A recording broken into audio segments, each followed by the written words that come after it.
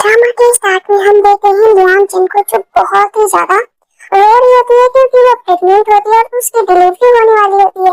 लेकिन अचानक से वो नीचे गिर जाती है और उसका बहुत सारा ब्लड नीचे गिर जाता है। कहती कोई है यहाँ पर, कोई है यहाँ पर। वो चिल्ला रही होती है लेकिन तभी उसका हस्बैंड वहाँ पर आता है। कहती प्लीज आओ, प्लीज मेरे बच्चे को बचा लो। वो उसको छूता है, कहता है कि अरे इतना ज्यादा टेंशन क्यों ले रहे हो, तड़पो और तड़पो। जैसे तुमने सुनियांज के बच्चे को मारने दिया ना, वैसे तुम्हारा बच्चा भी मर जाएगा। पीछे से तब तक सुनियांज आ जाती है। पता चलता है कि वो पेई झाओ की जो बड़े भाई है ना, उनकी वाइफ है और बड़े भाई की डेथ हो चुकी है। जैसे ही वो उन दोनों को साथ में देखते हैं ना, तो अब यहाँ पर लियांग जन के होश उड़ जाते हैं कि आखिर ये दोनों साथ में क्या कर रहे हैं। पता चलता है कि वो दोनों का आपस में रिलेशनशिप है। वो प्रेग्नेंट थी, असल में वो उन दोनों का ही बच्चा था। कहते हैं कि तुमने मेरे बच्चे को मार डाला है ना, तो तुम्हारा बच्चा भी मरेगा। तो अगर मैं जिंदा बच गई ना, तो तुम्हें हेल्प भेज दूंगी। कहते ठीक है, पहले तुम जिंदा बच जाओ, उसके बाद मुझसे बात करना। कि मेरी बात सुनो पेज हाओ, ये तुम्हारा बच्चा है, आखिर तुम्हें इसको बचाने के बारे में सोचना चाहिए। सुनियांज क्या करती है ना, उसको जहर पिला देती है। कहती है माँ बेटा दोनों मर जाओ, आराम से मर जाओ।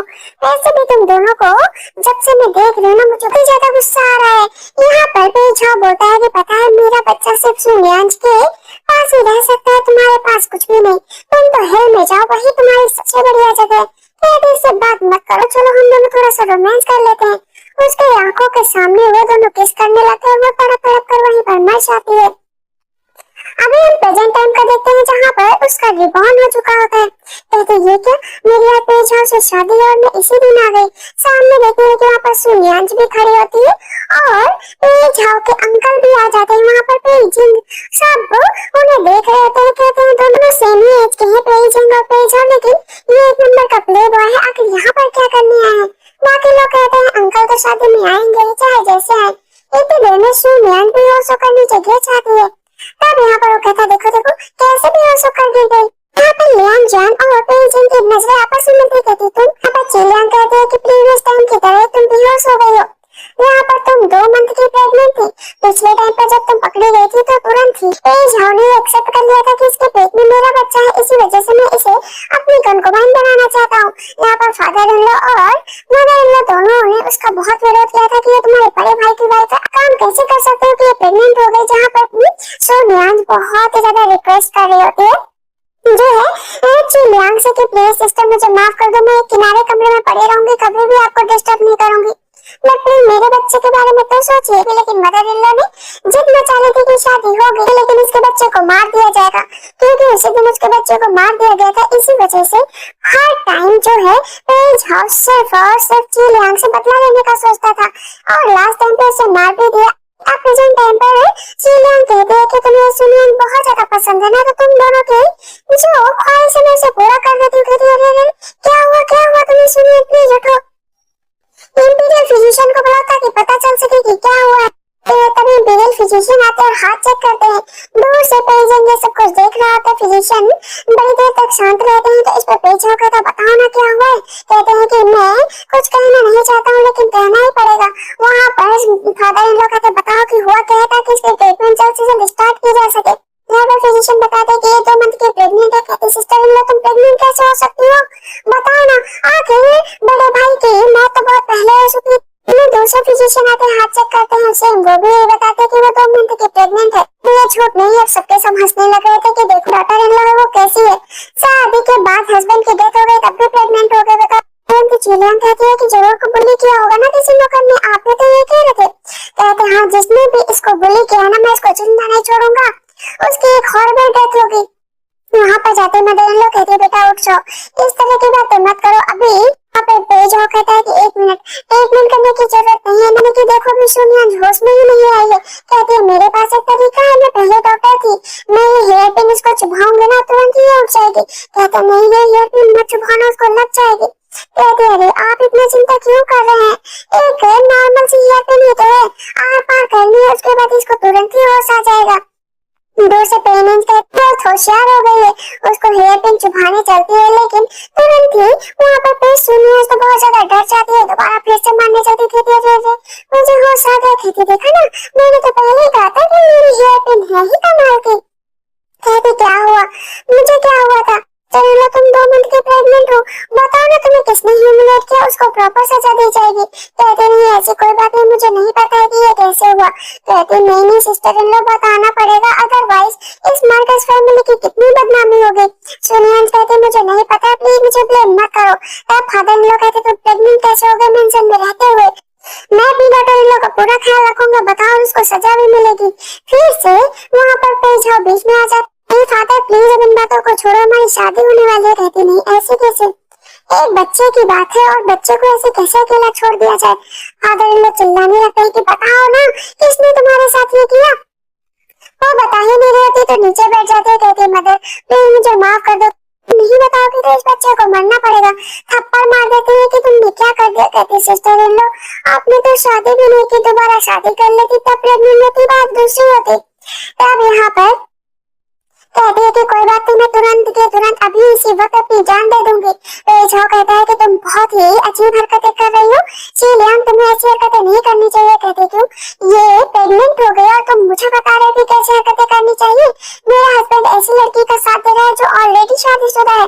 कहता मैं साथ नहीं दे रहा हूँ, मैं बस कुछ कहने जा रहा हूँ।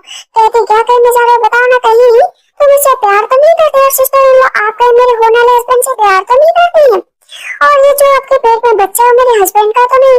आप सबके बीच में कानाफूसी होने लगी है कि कहीं ये बात सच तो नहीं, सच तो नहीं।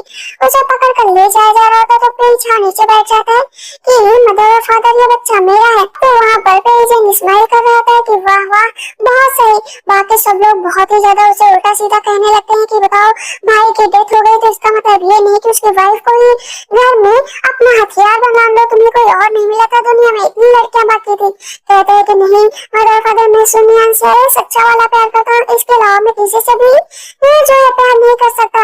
कहते तो फिर मुझसे क्यों शादी कर रहे थे बताओ ना, आखिर कोई तो वजह रही होगी। कहते बस ऐसे ही था कि इसे बाद में कंकुबाइन के रूप में मैं एक्सेप्ट कर सकूं। यहाँ पर चिलियांग कहती है कि ये तो बहुत ही शर्मनाक बात है कि अपने भाई को तुम ट्रिब्यूट कर नहीं पाए हो। यहाँ पर सबके बीच में बेशर्मों की तरह बैठ कर कहती है कि पेज मुझे पता है कि मैं मरना ही डिजर्व करते। कहते नहीं मेरा अफेक्शन तुम्हारे लिए बिल्कुल भी कम नहीं हुआ। वहाँ फादर इन लॉ खुद से चिल्लाते हैं। फादर इन लॉ कहते हैं कि मैं ही मर जाती हूँ ताकि सारी कंफ्यूजन ही क्लियर हो जाए। कहते हैं कि मैं सिर्फ और सिर्फ सोनिया से ही शादी करूंगा और किसी से भी नहीं। उसके फादर से बहुत देर से पैर मारते हैं कि तुम्हारी इतनी हिम्मत की ऐसी बकवास कर रहे हैं यहाँ पर। चिलियांग कहते हैं कि अब मैं तुमसे शादी नहीं कर सकती, मैं ये शादी तोड़ती हूँ। कहते हैं नहीं शादी मत तोड़ो, तुम एक प्रॉपर वाइफ मेरी बनोगी और ये सिर्फ कंकुबाइन रहेगी।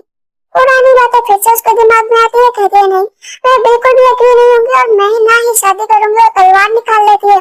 कहते हैं याद रखो मुझे फ्रेम करने की कोशिश तो बिल्कुल भी मत करना। आज यहाँ पर सबके सामने मैं कह रही हूँ कि एक वीडियो को इसने प्रेग्नेंट कर दिया है और अब मुझसे शादी करने की बात कर रहा है। यहाँ पर फादर इन लोग कहते हैं तुम्हारा हस्बैंड ऐसी बातें मत करो। कहती है फादर इन लोग मेरी तो शादी ही नहीं हुई, मैं इसकी वाइफ कैसे हूँ? वो अपना कपड़ा काट कर फेंक देती है कि आज के बाद से मेरा इससे सारे रिश्ते खत्म। मदर इन लोग कहते हैं ठीक है सोनियांश को दूर करो, इसे यहाँ से लेकर जाओ। लेकिन सोनियांश को छोड़ने को तैयार ही नहीं था। उसकी सिर्फ एक ही बात कहनी थी, उसे कंकुबाइन बनाएगा चाहे कुछ भी हो जाए। चिलियांग वो मेरी वाइफ प्रॉपर वाइफ बनी, वो थप्पड़ मार देती है कि प्लीज मेरे सामने ऐसी शर्त है तो बिल्कुल मत रखना। कहते डर नहीं लगता है कि तुमने मेरे साथ ये क्या किया है? तभी वहाँ पर मैजेस्टी आ जाते हैं। सब जगह इतना तोड़ फोड़ देकर मैजेस्टी बैठ जाते हैं। कहते मुझे बताओ कि आखिर क्या हुआ है?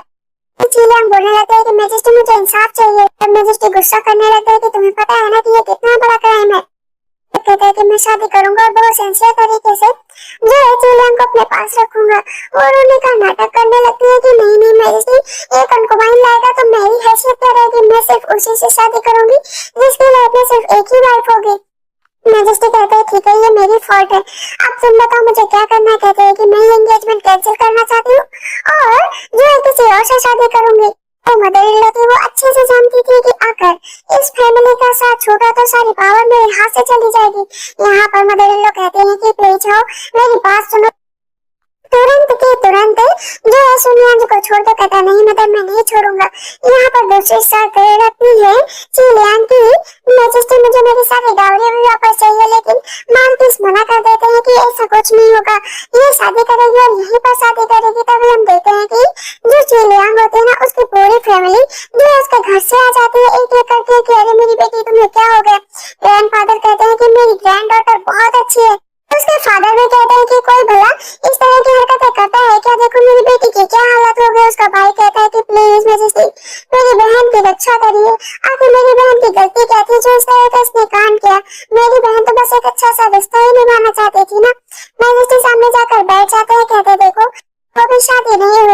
तो मैं इस शादी को कैंसिल कर सकता हूँ, तुम अपने रेजिडेंस वापस जा सकती हो। कहती है कि नहीं, मैं आज ही अपने लिए एक हस्बैंड चुनना चाहती हूँ। मैजेस्टी कहते किसको चुनना चाहोगे, कोई यहाँ पर है? कहती हाँ। वो उंगली से इशारा करती है, इधर उधर घुमाती है। जैसे पेजेंट वहाँ से जाने लगता है कहती है तुम? कहता है क्या?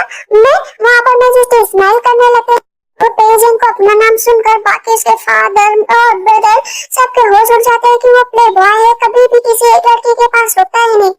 उसकी जो इमेज है इतनी खराब हो रखी है कि कोई उससे लड़की शादी भी नहीं करना चाहती। कहता है कि रे तुम मुझसे क्यों शादी कर रहे हो, मैं शादी के लायक नहीं हूँ। कहती ये बताओ तुम मुझसे शादी करोगे या नहीं करोगे? कहता है आपको कोई गलत फहमी हुई है? कहती कोई गलत फहमी नहीं। हाथ पकड़ कर लेकर जाती है। कहती है मैजेस्टी आप बस हम दोनों के लिए एक जारी कर दीजिए, हम दोनों एक दूसरे से शादी करना चाहते हैं। उसके फादर कहते हैं नहीं प्लीज इस तरह की हरकत मत करो। जिन भी कहता है कि सच में तुम खुश रहोगे ना मेरे साथ शादी करके? कहती हाँ बिल्कुल खुश रहूंगी। सामने से पेज कहता है कि देखो मुझसे बदला लेने के लिए पागल लड़के से शादी इसने कर लिया। मैं क्या सच में मैं इसकी नजरों में इतना गिर गया हूँ? तुरंत यहाँ पर पेजा भी नीचे बैठ जाता है कि मैजेस्टी सुनिए मेरे बच्चे की माँ बनने वाली है और मैं नहीं चाहता हूँ कि ये अकेले रहे, इस वजह से मेरी शादी का वीडियो क्या जारी कीजिए। तब वो सामने से जो है चिलियांग कहते हैं कि मैजेस्टी यहाँ पर ये लीगल वाइफ बनकर नहीं आ सकती, इसे सिर्फ कंकुआइन बनकर ही आना है। कहते ठीक है सुनिए कंकुआइन बनकर आ सकती है। एक दो जोड़ों की शादी होती है एक दूसरे से, लेकिन चिलियांग के फादर कहते हैं कि देखो ना अब मेरी बेटी की क्या हालत होगी। ग्रैंडफादर कहते हैं जैसा वो दिखता है ना वैसा बिल्कुल भी नहीं, वो बहुत इंटेलिजेंट, बहुत ही तेज और बहुत ही ताकतवर है।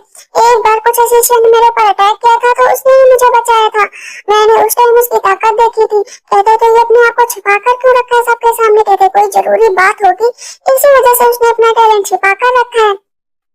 इधर वेडिंग नाइट के टाइम जो है एजेंट बहुत ही ज्यादा घबरा रहा होता है कि रूम में जाए या ना जाए, जाए या ना जाए। बेचारे की हालत डाउन हो रही होती है लेकिन बड़ी मुश्किल से दरवाजा खोलता है, अंदर जाता है। कहता है मैंने जरा से ड्रिंक कर ली थी ना, इसी वजह से लेट हो गया। मैं तुम्हारे लिए देखो केक भी लेकर आया हूँ। कहता है कि केक अच्छा है ना? कहती हाँ बहुत अच्छा है। तब यहाँ पर चिलियांग बोलती है कि मैंने तो कभी पास से देखा ही नहीं, लेकिन ये तो बहुत ही हैंडसम है। ये बताओ वाइफ आखिर तुमने मुझे हस्बैंड के रूप में क्यों चुना? अब वो पुराने टाइम को याद करती है जब उसके हस्बैंड और सुनियान उसे छोड़कर वहाँ पर चले गए थे। तब जो है एजेंट वहाँ पर गया था कि बेचारी की डेथ हो गई, इसे एक प्रॉपर रिचुअल सही तो अंतिम विदाई देनी ही चाहिए। वो कुछ भी नहीं बोल रही होती है तो कहता है बोलो ना कि तुमने मुझसे शादी क्यों की? कहती है कि क्योंकि मुझे लगता है कि तुम अच्छे इंसान हो और भले ही थोड़ा सा दिखते हो बेकार, लेकिन मैं तुम्हें सुधार सकती हूँ, तुम मुझे प्रोटेक्ट भी करोगे। कहता है लेडी आप ये कैसी बातें कर रहे? कहते चलो कुछ थोड़ा सा रोमांस कर ले। कहता कौन सा रोमांस, किस रोमांस के बारे में बात कर रहे हो? हम देखते हैं कि पेज भी आता है सुनियान के पास। सुनियान बहुत उदास होती है कि आपने मुझसे कहा था कि आप मुझे लीगल वाइफ बनाएंगे। कहते हैं कि मैजेस्टी के सामने तो कुछ नहीं कर सकते ना। कहते हैं लेकिन तब भी मैं कंकुआइन बनकर ही रह गई। कोई बात नहीं ना, मैं कभी उधर से शादी करूंगा ना कभी वो यार लड़की आएगी तो तुम कंकुआइन रहो या लीगल वाइफ रहोगे तो मेरी ही वाइफ ना। तुम्हें किस बात की टेंशन? सुबह होता है वहाँ पर पेजिंग की कमर में बहुत दर्द कर रहा होता है। कहती है हस्बैंड ठीक तो हो ना? वो रात का सोचता है कि वो उसके बहुत करीब आ गई थी, तब वहाँ पर वो कहती है लो बुक और ना स्टार्ट करो, आज के बाद से तुम्हें एग्जाम पास करना है और बहुत ही अच्छा इंसान बनना है। पेजिंग कहता है मैंने शादी की, एक दुल्हन ढूंढी है, एक टीचर ढूंढा है जिसने मेरी पूरी वेडिंग नाइट ही खराब कर दी है। तब उसको देख रहा था, कहता लगता है मेरी वाइफ मेरे अच्छे से चेहरे को देख ही नहीं पा रही कि मैं कितना हैंडसम हूँ, लड़कियां मुझ पर मरती हैं। वो अपना फैन आगे करता है तो वो उसकी तरफ धीरे धीरे बढ़ने लगती है। कहता हाँ बाकी लड़कियों की तरह तुम भी हो, आके मेरे लुक्स पर मर ही गई ना। लेकिन वो उसे पीछे छोड़कर आगे चली जाती है। कहता है क्या तुम कहाँ जा रही हो? कहते अरे पेरेंट्स को ग्रीट करना है ना, चलोगे या नहीं चलोगे? कहते मेरे पेरेंट्स की डेथ हो चुकी है और वो अपने बड़े भाई और उनकी वाइफ के पास जाते हैं। तो टीम सर्व करने के बाद उन्हें गिफ्ट मिलता है एक हेयर पिन। पीछे से सुनियान भी आती है, कहती कि इतनी वैल्यूएबल चीज इसे मिली है, आखिर मुझे क्या मिलेगा? कहती मदर इन लॉ चाय। लेकिन मदर इन लॉ चाय बिल्कुल भी नहीं लेना चाहती थी, उसे गरम प्याली पकड़ा देती है। फिर जहाँ वो चाय बदल लेता है कहता है कि ये लो। मदर इन लॉ चाय तो पी लेते हैं लेकिन गिफ्ट के रूप में बस उसे अभी बैठने को ही कहा जाता है। कहते मुझे तो कुछ भी नहीं मिला। पर पेजिंग बोलता है कि देखो देखो पेज ऐसा करो तुम मेरे सामने भी ग्रीट करो, अपनी आंट के सामने भी ग्रीट करो। कहता भला मैं क्यों ग्रीट करूं, मैं सिर्फ अपने पेरेंट के सामने ही ग्रीट करूंगा ना। कहते क्यों? हम दोनों भी तो तुमसे बड़े हैं, अंकल और आंट हैं तुम्हारे, ग्रीट तो करना ही पड़ेगा। तो उसके फादर कहते चलो जल्द से जल्द अपनी आंट को ग्रीट करो। उसे चाय दे देता है, उससे कहता है बैठने को। तो अंकल कहता है तुम नहीं बैठोगे क्या? तुम्हें भी तो बराबर बैठना पड़ेगा, ये डाइवोर्स हो गया है। ऐसे गिफ्ट हो, तुम तो बहुत ही अच्छे हो। चलो अब खड़े हो जाओ, जाकर अपनी जगह पर बैठ जाओ। मदर इन लॉ वहाँ पर गिफ्ट मंगाती है जो सोनिया जो थी ना उसे बस चांदी की ट्वेल दी जाती है, जबकि चिलियांग को बहुत सारी चीजें दी जाती हैं। कहती है कि मदर इन लॉ मेरे साथ ऐसा क्या हुआ, तो वहाँ पर कहती है अरे मुझे भी तो तुम्हें कुछ गिफ्ट देना पड़ेगा ना। सबसे गंदा वाला ब्रेसलेट उठाती है और सोनियांग को देने लगती है। कहती है ये तो कूड़े में भी नहीं मिलता जो तुम मुझे दे रही हो। बेइजिंग कहता है कि यही गिफ्ट ले लो क्योंकि यही तुम्हारे लिए बेहतर होगा। बाहर निकलते ही कहते हैं थैंक यू सो मच, ये तुमने मेरा इतना साथ दिया। कहता है अरे वाइफ चलो ना अब पढ़ने की बातें मत करना, मैं थोड़ी देर के लिए बाहर जा रहा हूँ। कहते यहाँ ज्यादा देर तक नहीं बच पाओगे। तभी सुनील जा जाती है, कहती हूँ इतने बेकार लड़के से शादी की है, बेचारा घर पर ही नहीं रुकता है और ना ही तुम्हें कहीं बाहर लेकर जाएगा। डाउरी के रूप में भी तो तुम्हें कुछ भी नहीं मिला है, तुम्हारी जिंदगी तो एक मेड से भी बेकार है। कहती हो तुम कनकुबाई ना, एक आउटसाइडर तो ज्यादा मत बोलो। बेइजिंग ने उसके लिए बहुत सारा सोना ज्वेलरी वगैरह भेजे। दुनिया हंसने लगती है कि उसने भेजे जिसके पास कुछ भी नहीं है। हंसते हुए चले जाते हैं, कहते सच में भेजा है। वहाँ पर वो सारी चीजें देखकर वो बहुत खुश होते हैं।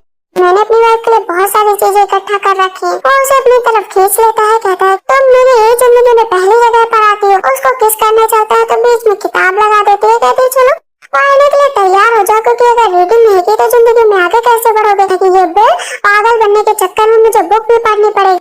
सोनिया फिर से बैठी होती है, कहती है कि देखो ना उसको इतना कुछ मिला और मुझे कुछ भी नहीं। मदर इन लॉ भी मेरे साथ अच्छा व्यवहार नहीं कर रही है, आखिर मेरी गलती क्या है। इस बच्चे को ही देख लो, मैंने तुम्हारा बच्चा अपने पास कर रखा है और मन में सोचती है कि देखो मैं तुम्हारा क्या हाल करती हूँ। ये बच्चा इस घर का पहला वारिस होगा और मैं इस घर की पहली मालकिन। अभी अपने घर जाने के लिए जो है चिलियांग खड़ी होती है कि अभी तक बेइजिंग आया क्यों नहीं, बेइजिंग आया क्यों नहीं। इतनी देर में सोनिया जो बेझाव आ जाते कहते हैं देखो बेचारी यहाँ पर खड़ी है, इसका हस्बैंड तो लेकर ही नहीं जाएगा। कितनी बेकार हालत हो गई है बेचारे की। पीछे से बेइजिंग बोलता है अरे मैं यहाँ पर हूँ, ऐसे कैसे अपनी वाइफ के साथ नहीं जाऊंगा, उसे अकेला छोड़ दूंगा क्या। पहली बार जा रहा हूँ, तैयार होना तो बनता है और तुम अपनी आंट से ऐसे कैसे बात कर रहे थे, मैनर्स है या नहीं है। अगली बार से मैं तुम्हें ऐसे बात करते ना देखो। चलो वाइफ दोनों के कैरेज दोनों दिशाओं में चले जाते हैं। मन में सोचते हैं कि वहाँ पर जाऊंगे तो कितनी बेइज्जती होगी, ऊपर से ये प्ले बॉय के रूप में फेमस है। मेरे फादर ग्रैंडफादर मेरा भाई मेरे मदर कितने परेशान होंगे।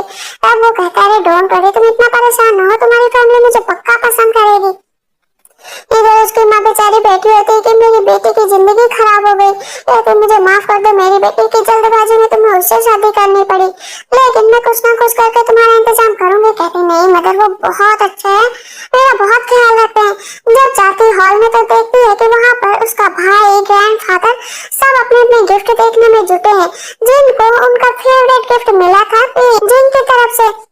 सब आपस में बात कर रहे थे कि ये ओरिजिनल पेंटिंग है। वहाँ पर फादर को बीट्स मिले थे, उसके भाई को एक नक्काशी मिली थी।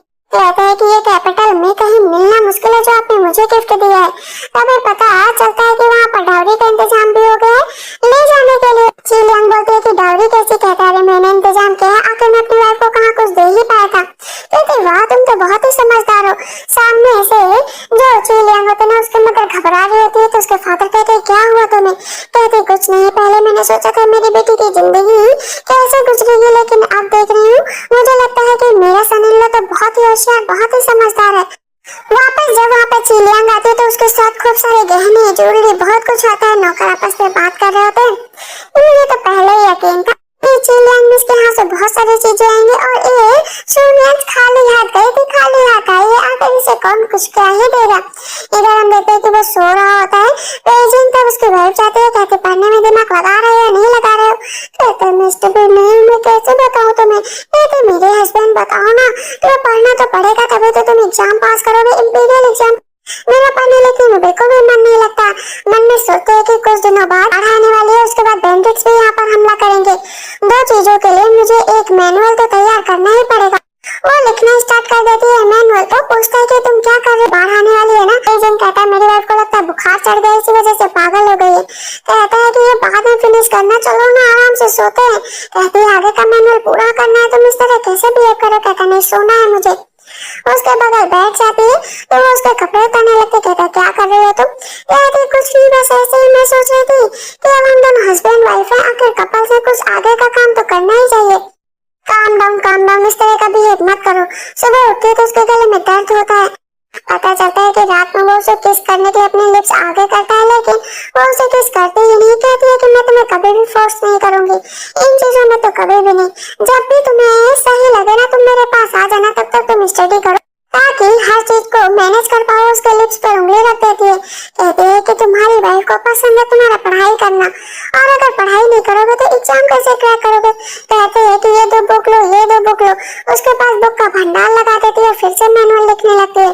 वो उसको बस ध्यान से देख रहा होता है। कहती है मन भर गया हो ना, तो पढ़ाई करना स्टार्ट करो, इस तरह की बातें मत करो। कहता नहीं नहीं, मेरे गले में बहुत दर्द है, बहुत दर्द है, बहुत दर्द है।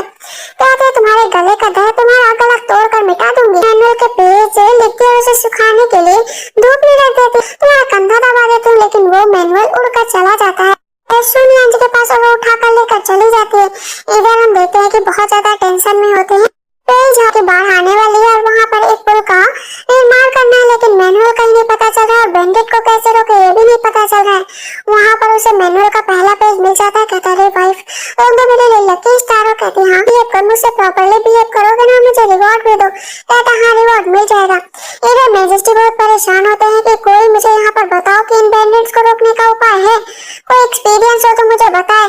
वहाँ पर चिलियान के ग्रैंडफादर बताने चलते हैं और फादर भी, लेकिन मार्टिस लड़ने लगते हैं। तब दो पेज है और सामने आता है। कहता है कि मैजिस्ट्रेट मैं आपको एक मैनुअल देना चाहता हूँ जो बहुत ही कारगर है।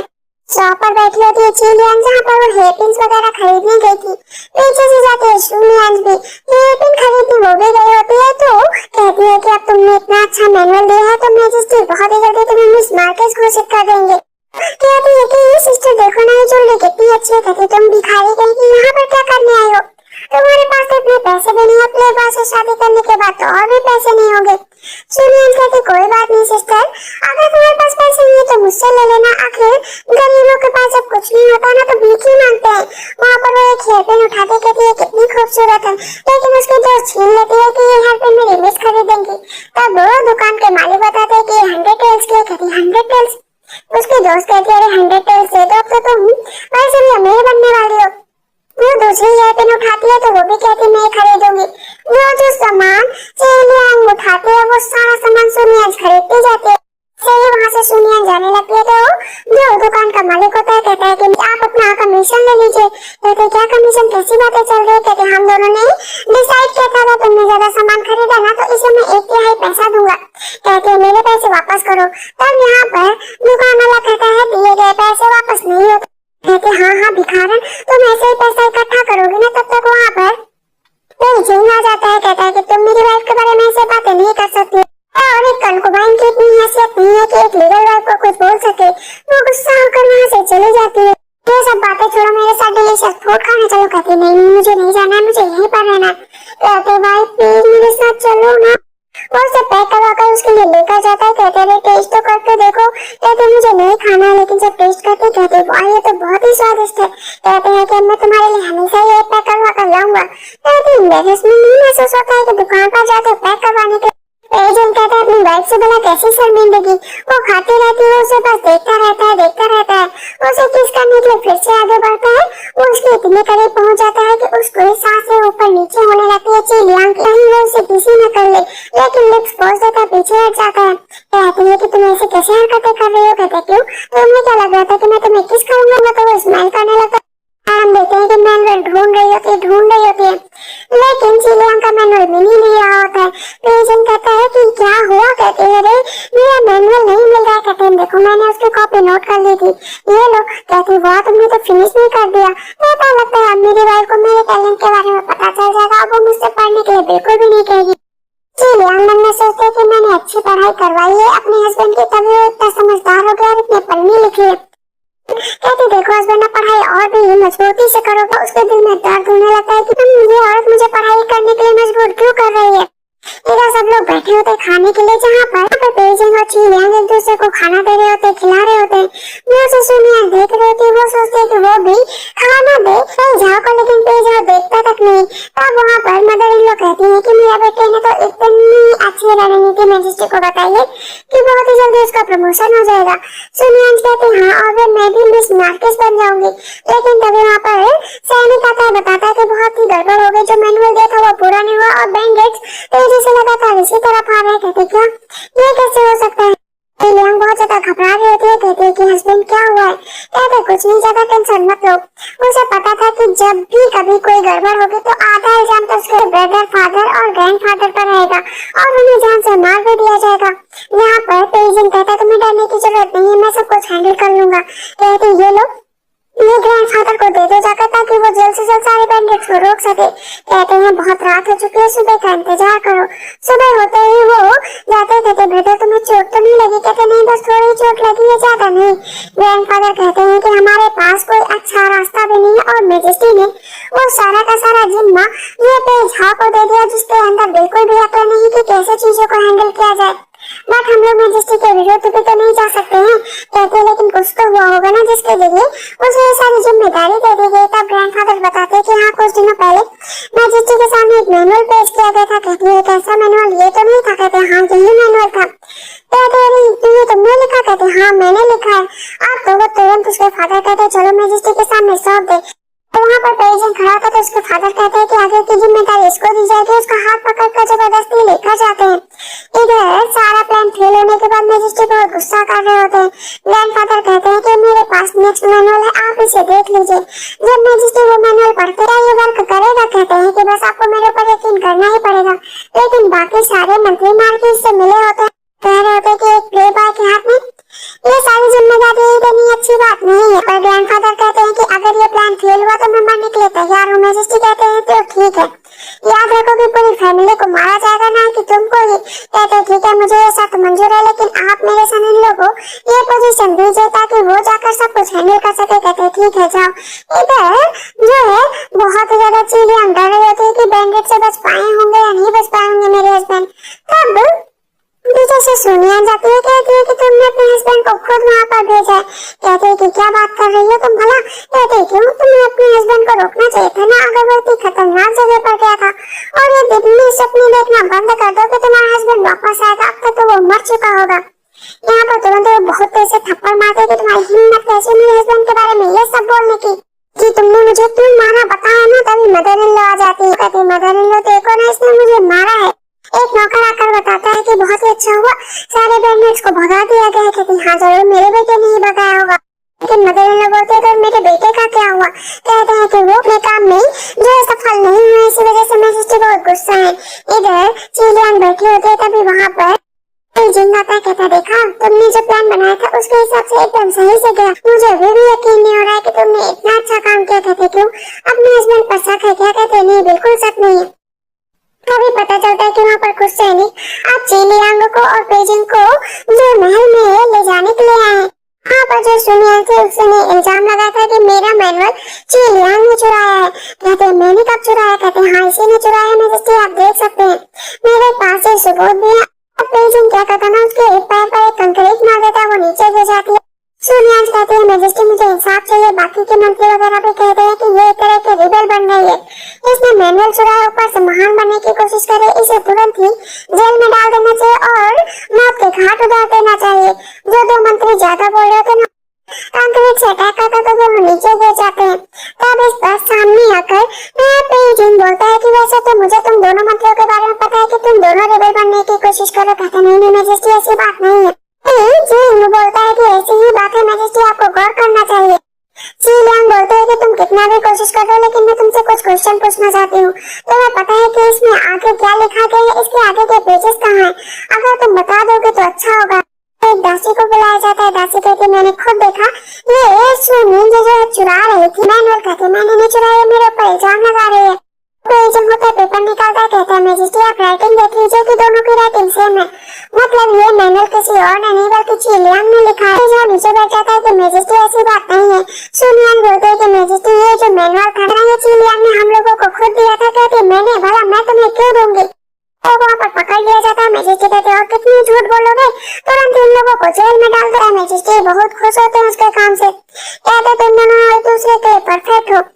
जेल में जाने के बाद मदर इन लॉ बहुत रो रही होती कि प्लीज मेरे बेटे को वापस ले आओ। और सुनियांग भी तो प्रेग्नेंट है, मेरे घर के वारिस का क्या होगा? कहते ठीक है, मैं पूरी कोशिश करूंगा उसे वापस लाने की, लेकिन इस तरह चिल्लाओ मत, मेरा दिमाग मत खाओ। हम देते हैं कि चिलियांग खड़ी होती है, कहती है इतनी आसानी से सब कुछ हैंडल नहीं होगा। आखिर ब्रदर इन लोगों ने अपने बेटे को छुड़ा ही लिया इस घर की आधी प्रॉपर्टी देकर। कहता है कि लेडी मैं तुम्हें थैंक यू बोलना चाहता हूँ।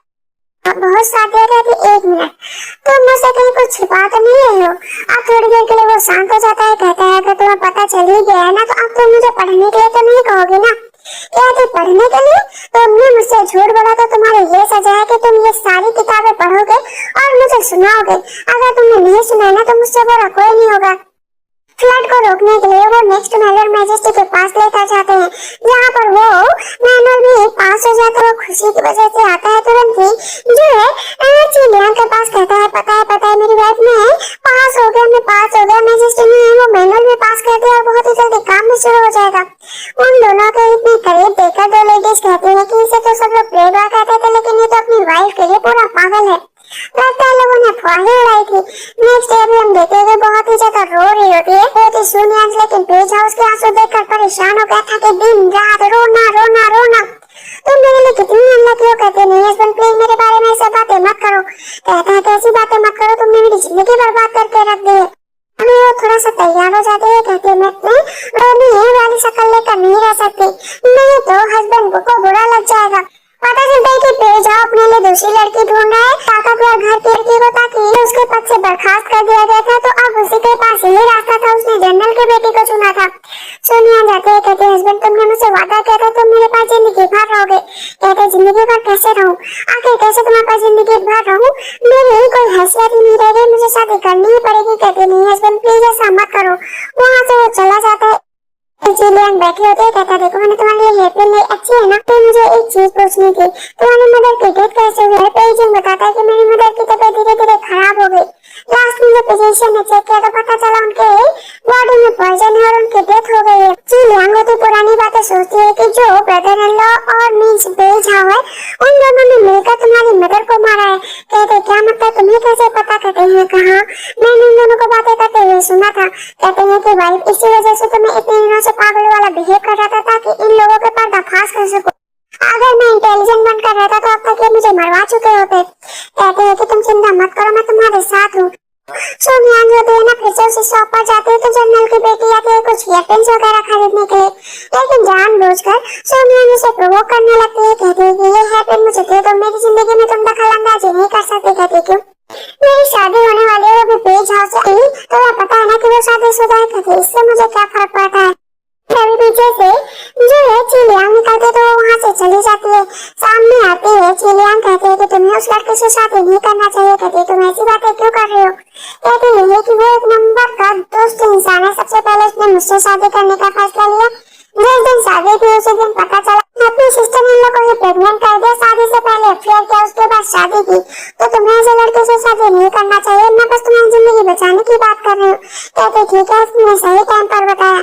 इधर पेजा तो बहुत खुश होता है कि फाइनली उसकी शादी होने वाली है, लेकिन नौकर आकर बताता है कि शादी उन लोगों ने तोड़ दी है।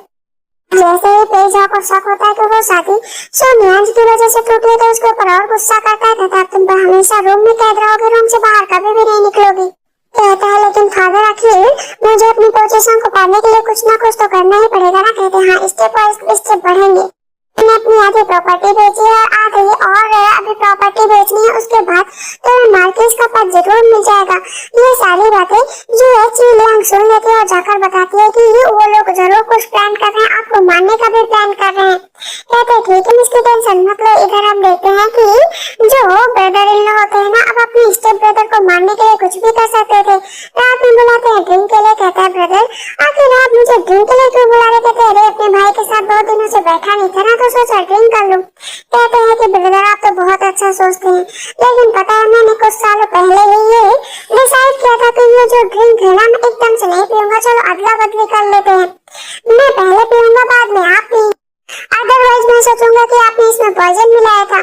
1 2 3 और वहाँ पर उसका भाई नीचे गिर जाता। कहते तुमने ये क्यों किया? कहते इस वजह से क्यों, क्योंकि तुमने मेरी मदर को मारा था। याद करो कि तुमने मेरी मदर को कैसे मारा था। तुम्हारी बारी है। वहाँ पर सच में पूरे पागल हो जाता है और चिलियांग कहते हैं कि तुमने अच्छा काम किया, ऐसे लोगों के साथ ऐसा ही होना चाहिए। कहते हैं मैं अपनी मदर का बदला कब से लेना चाहता था लेकिन कभी हिम्मत ही नहीं हुई।